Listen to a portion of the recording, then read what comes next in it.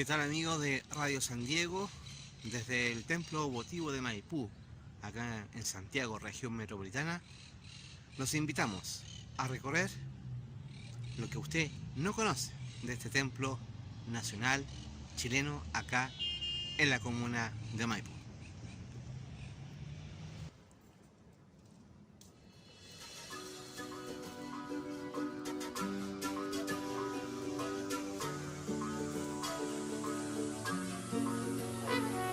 Todo Chile está de fiesta celebrando tu venida. Hola, muy buenos días. Les saluda el padre Raúl Arcila. Estoy aquí con mucho agrado tomando contacto con ustedes y el saludo que llegue por Radio San Diego a toda la localidad, también de Salamanca y otros lugares, porque el YouTube nos permite también un alcance universal. Agradezco la visita que Juan Pablo está realizando aquí en el Santuario Nacional de Maipú. Yo tengo como tarea y servidor aquí ser el rector de este Santuario Nacional de Maipú, que es un lugar histórico para Chile y donde se experimentó también hace 205 años atrás la intercesión de la Virgen del Carmen, que escuchó a sus hijos. Ya les voy a dar en detalle en otros momentos más adelante, pero que y movió a la Virgen del Carmen a ser aquella que escuchó las súplicas del pueblo de Santiago, de Chile, y también así dar el precioso don de la libertad, la independencia para nuestro país. Gracias por esta entrevista.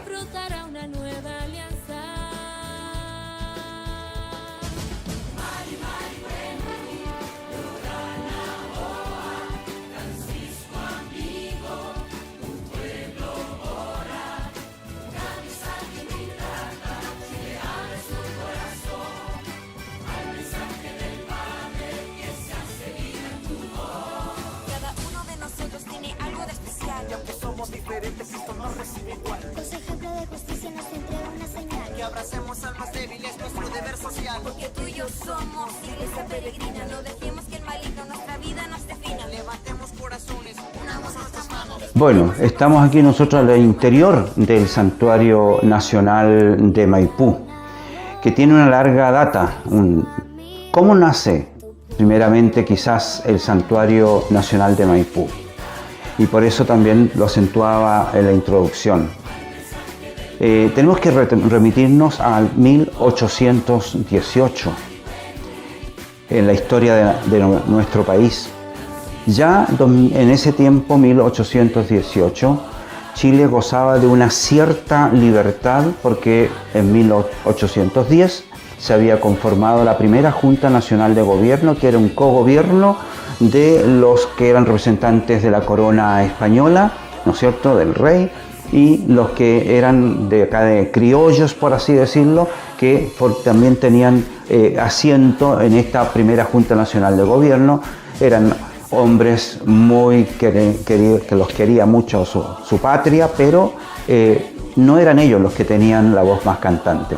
Por eso es que había como todo un anhelo de lograr una libertad plena. Y suceden desde el 1810 a 1818 una serie de batallas, se pueden nombrar varias de ellas, ¿no es cierto? Pero quizá una de las más conocidas, la batalla de Rancagua, y también la batalla, no sé, ¿no es cierto?, de muchas, no quiero nombrar, me salto varias de ellas para no latearlos.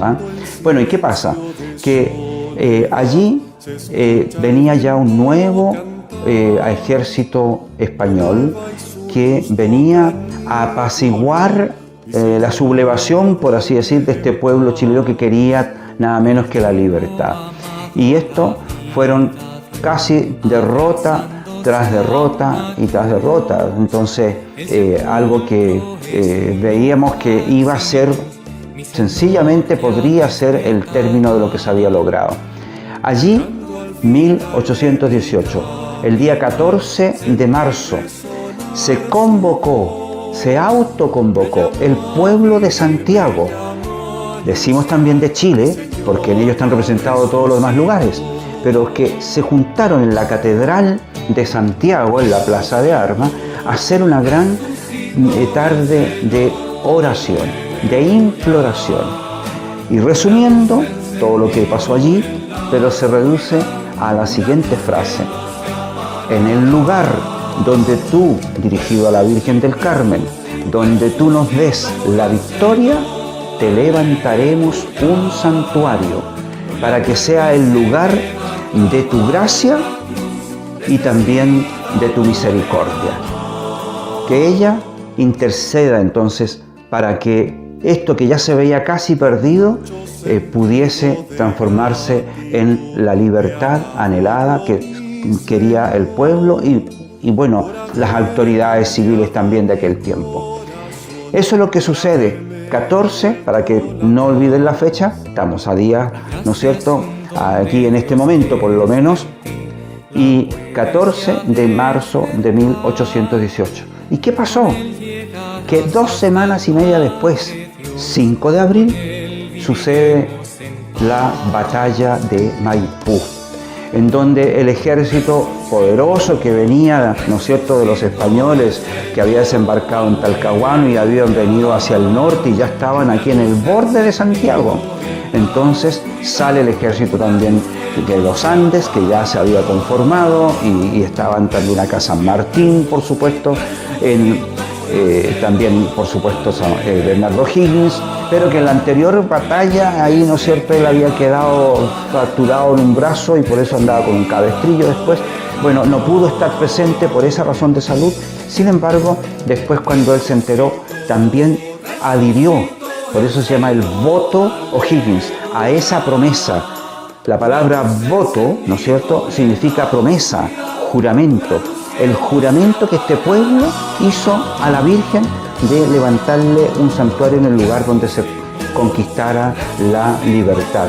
Y por supuesto que no había otra interpretación para el pueblo chileno, que esto es la Virgen del Carmen, como nosotros le decimos hoy día mucho más familiarmente, nuestra querida Carmelita. Ella fue la que intercedió ante Dios, Padre, Hijo y Espíritu Santo para pedir este precioso don de la libertad. En aquel momento es donde ya no hubo ninguna otra cosa posterior, sino que ya de ahí en adelante Chile comenzó a respirar aire de libertad para autogobernarse en las formas que se fue dando después en el tiempo. Eso es la pepita de oro. Es decir, el santuario fue una promesa, el fruto de una promesa de la fe de ese pueblo, que confió su petición a la Virgen del Carmen, y ella, que escuchó muy rápidamente entonces también esa petición, la concede, intercede, mejor dicho, para que se pudiera hacer realidad. Y por eso no hubo duda que ella es una de las protagonistas, pero no como es una batalla, sino con digamos, los elementos del amor, con elementos de la fe, de pedir la gracia de Dios y de honrar a este pueblo también que quería ese precioso anhelo de la libertad. Por lo tanto, la que intercede para que se logre eso. Y desde ahí hasta el día de ahora en que estamos conversando, ¿no es cierto?, son 205 años que vamos a celebrar pronto también acá para recordar con un solemne Te Deum acá en este lugar. Por lo tanto, este santuario es fruto de esa promesa. Ahora, este monumento que hay acá, que está declarado monumento nacional, no estuvo desde el comienzo así. Primero fue el Templo de la Victoria. El 7 de mayo del mismo año 1818, la batalla había sido el 5 de abril, por lo tanto 32 días después, Bernardo O'Higgins, ya como gobernador, ¿no es cierto?, director supremo de la nación, entonces él firma el decreto que dice: constrúyase el templo de la victoria, porque las promesas hay que cumplirlas. Y así dio, incluso es muy bonito como está redactado, y eso está en los textos históricos de nuestra historia, ¿no?, retenidos ahí. Entonces dice ahí él: todos tenemos que construirlo, todos tenemos que construir, y dar las instrucciones como si quienes tienen que salir a recaudar dinero, porque había que construir y no se construye de la nada, hay que trabajar también. Y así él dice que todos sean parte de la construcción de ese primer templo. Ese templo llegó a ser después, demoró mucho, porque de 1818 viene recién a terminarse el templo por cosas de otro orden en las décadas posteriores, ¿no es cierto?, en la historia de Chile. Se viene recién en 1872-73 a consagrar como templo ya terminado y pasa a ser la primera parroquia de acá, de esta zona del Maipo, de Maipú, por lo tanto, y en la tierra donde se logró la libertad. Por eso es un lugar histórico, por eso es un lugar para todos los chilenos. La Virgen del Carmen, cuando vienen peregrinos para acá desde Arica, Punta Arenas y desde otras naciones que vienen a veces a visitar su familia o bien vienen a conocer Chile, quieren venir acá porque es un ícono, es un signo de esa historia de nuestro país. Ahora, posteriormente, todavía en el 1818, para terminar un poco esa parte más histórica, viene también en la primera romería, se llamó, ¿no es cierto?, desde la Plaza de Armas de Santiago, pasando por muchos kilómetros que en ese tiempo eran solo, ¿no es cierto?, haciendas o parcelas o en el fondo campo.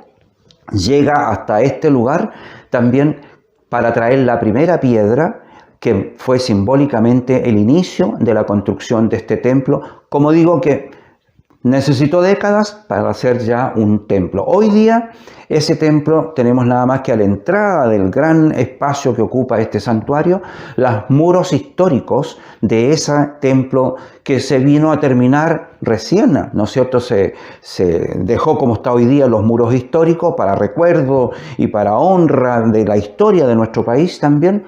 Entonces eso es lo que queda para nosotros hoy día. Pero y ahora voy a dar entonces un paso más adelante en el desarrollo, bastante largo.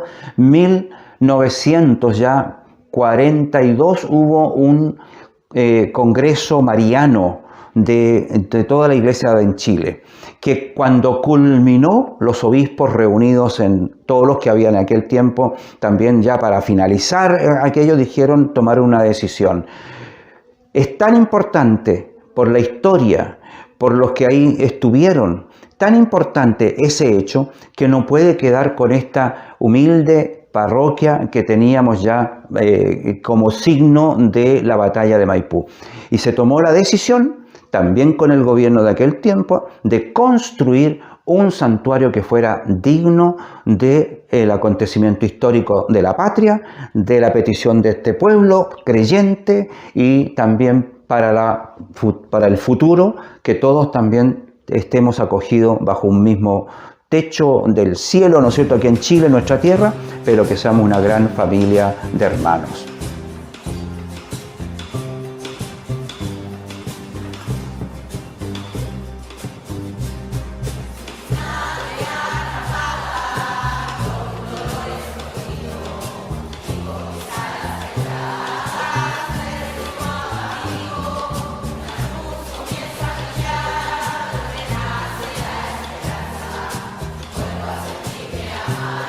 Bueno, el tiempo nos permite también retener las imágenes, ¿no es cierto? Y aquí tenemos lo que es la primera parroquia o el Templo de la Victoria.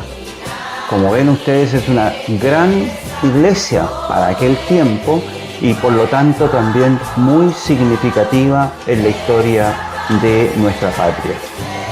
Tenemos también que el interior de esta parroquia, podríamos decirlo, o Templo de la Victoria, ¿no es cierto? Ahí tienen la imagen de la Virgen, también en el centro, y una imagen sin duda que nos muestra o nos invita al encuentro con Dios y a ser un lugar de gracia, agradecer al Dios de la historia que por la intercesión de la Virgen del Carmen nos da ese precioso tesoro para todo ser humano de la libertad.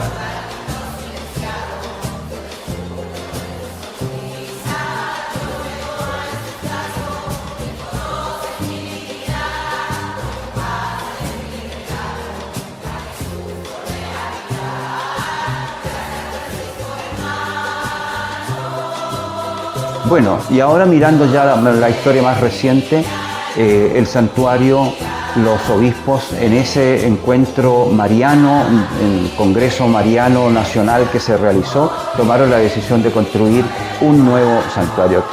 1942. Recién en 1948 se comenzó la construcción de este santuario y la construcción la hizo el arquitecto, mejor dicho, la imagen, el arquitecto Juan Martínez, que es Premio Nacional de Arquitectura, de modo que es una persona, ¿no es cierto?, de mucho peso también en su área, y así él diseña este santuario nacional para que fuera también el ícono, como ya lo había mencionado, ¿no es cierto?, es decir, el signo, un símbolo de la patria y un símbolo para todo chileno. Por eso que aquí la Carmelita, ¿no es cierto?, acoge a todos los que lleguen sin preguntarle nada, sino que todos pueden llegar aquí desde su religión católica o cristiana o de otra índole.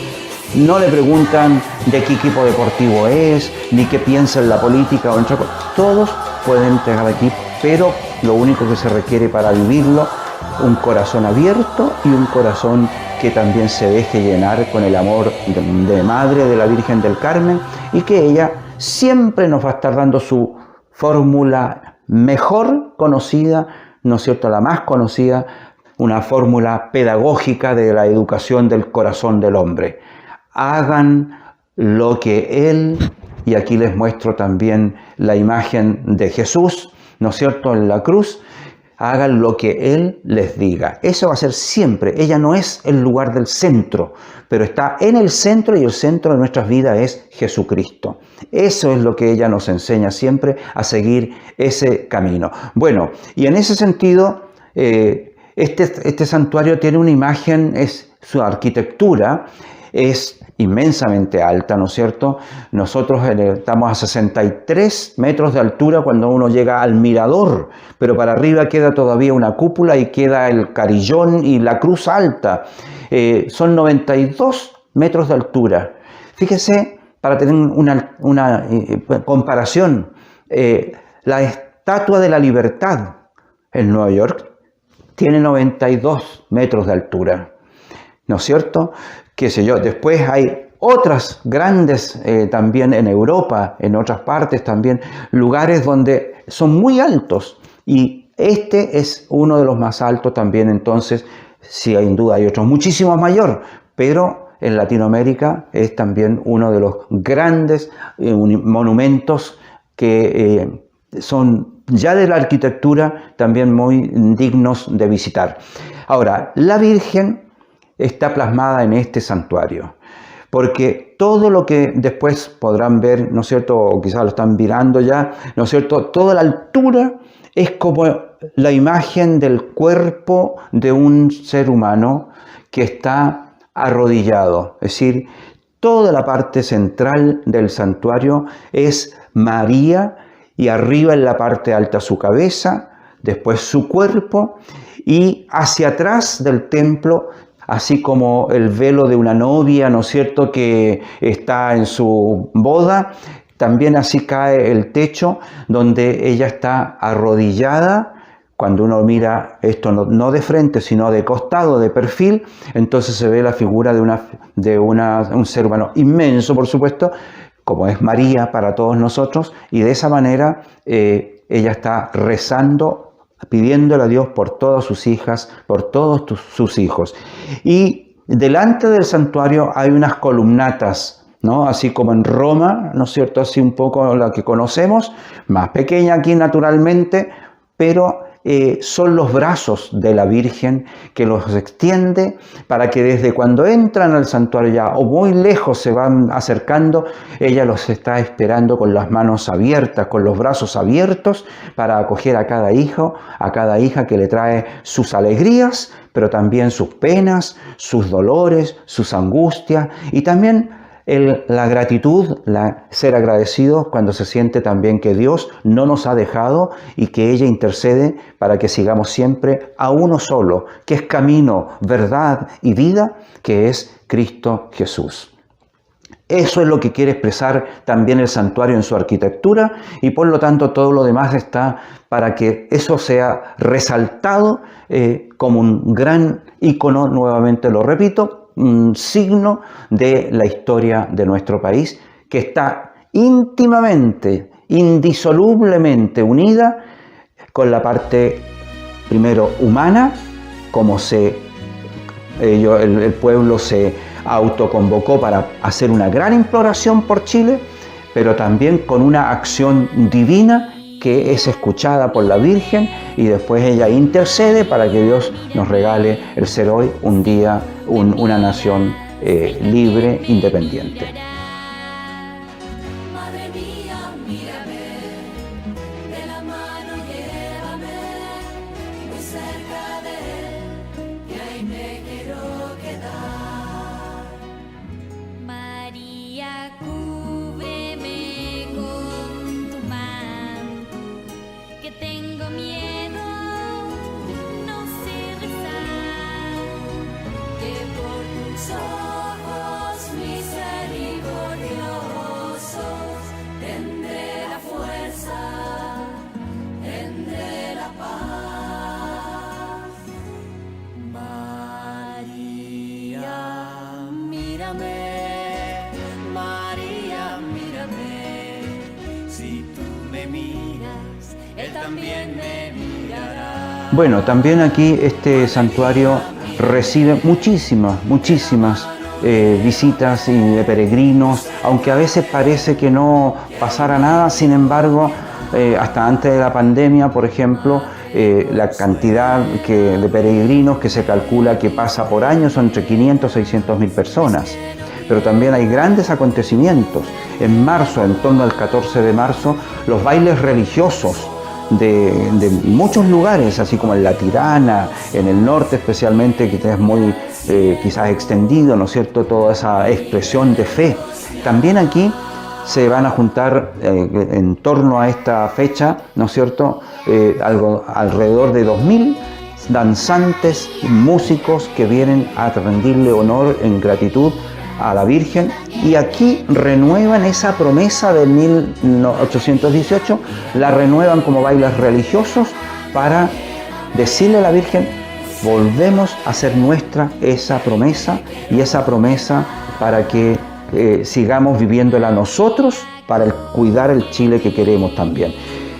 Y es visitado también suceden muchos acontecimientos durante el año. Nos visita aquí, también tenemos el Día de los Taxistas, el día en que peregrinan también a este lugar muy así frecuentemente, ¿no es cierto?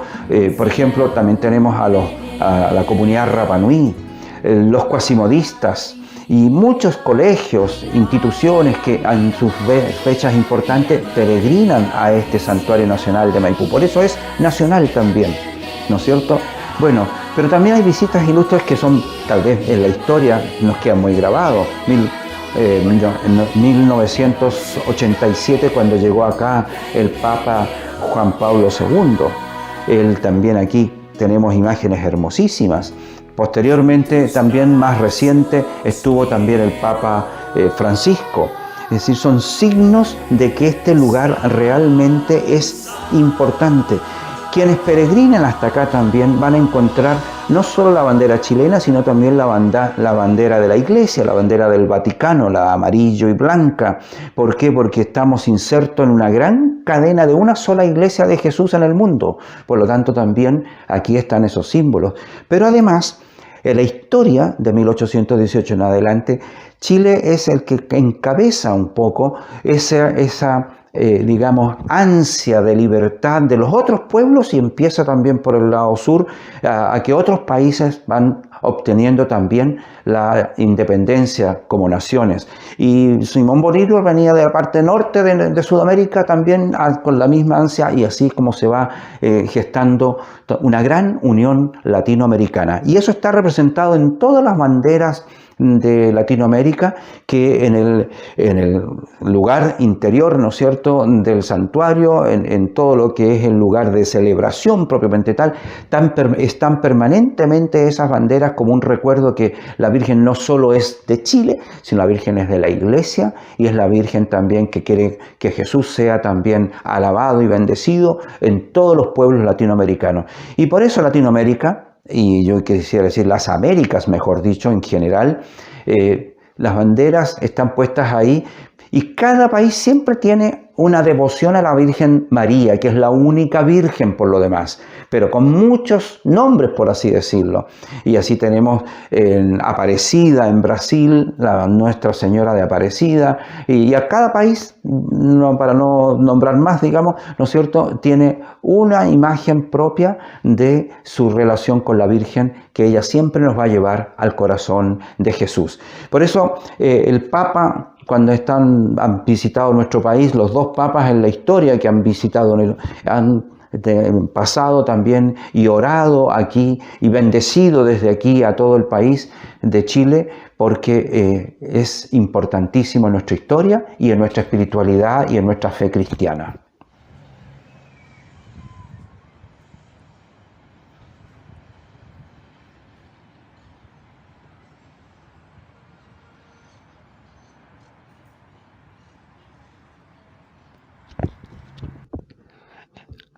Bueno amigos de Radio San Diego, así hemos terminado esta entrevista junto a el padre Raúl. Sí, Raúl. Estamos aquí en su oficina con el fondo de la Santísima Virgen del Carmen. Y bueno, aquí lo tengo a mi lado, vamos a despedirlo y por supuesto vamos ahora a recorrer las dependencias del templo. Bueno, muchas gracias Juan Pablo por la visita aquí en el santuario. Espero que también muchos puedan descubrir quizás a veces esa historia tan hermosa, tan bonita y como lo mencioné en un momento, ¿no es cierto?, que une el cielo con la tierra, porque eso es en el fondo el voto O'Higgins, la promesa, llamamos ahora más moderno, digamos una palabra más cercana, pero igual no deja de ser voto, juramento, una sola expresión, y de esa manera nosotros podamos seguir anunciando desde este lugar histórico para Chile, importante, indisolublemente unido en la fe por este pueblo también a Dios, y con la intercesión de la Virgen del Carmen, pero también con los pies muy en la tierra, para que seamos respuesta al Chile que queremos, al Chile que queremos construir, y como lo dice en la oración por Chile, que ojalá en todo Chile se rezara diariamente, ¿no es cierto? Decimos ahí, Virgen del Carmen, estrella de Chile, en la bandera presides tú nuestros días, y en las noches tormentosas sabiamente nos indicas el camino. Y le pedimos especialmente que ella nos ayude a que como hermanos seamos capaces de construir una gran nación de hermanos donde cada uno tenga pan, respeto y alegría. Que la Virgen del Carmen tenga su intercesión sobre todos los que están unidos a nosotros y que desde aquí de este santuario les envío la bendición del Padre, del Hijo y del Espíritu Santo. Amén. Gracias amigos, y ahora los invito a recorrer.